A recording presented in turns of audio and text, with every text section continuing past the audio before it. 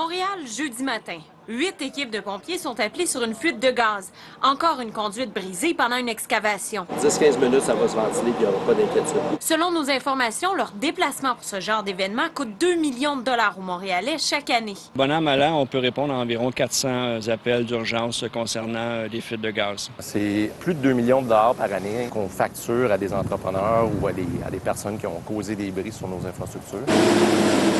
Sur ce chantier à Sainte-Thérèse, ce sont les fils de belle qui viennent d'être endommagés. C'est sûr qu'on essaie de l'éviter la plupart du temps, mais à la grosseur des machineries qu'on utilise, c'est sûr qu'inévitablement, quand il y a une conduite de à peine quelques pouces de largeur, c'est fragile, oui. Les contribuables québécois payent entre 15 et 20 millions de dollars par année pour ces bris d'infrastructures souterraines. On remarque même une hausse record en août dernier, plus de 5 par jour. Nous avons appris que les entrepreneurs subissent énormément de pression avant leur entrée. Pressés par leurs échéanciers serrés, plusieurs ne s'informent pas adéquatement des conditions d'excavation. Avant de creuser, les entrepreneurs doivent se renseigner sur ce qui se trouve dans le sol. C'est la loi, mais disons qu'elle manque un peu de mordant. Dans le passé, elle s'est avérée inefficace à plusieurs reprises.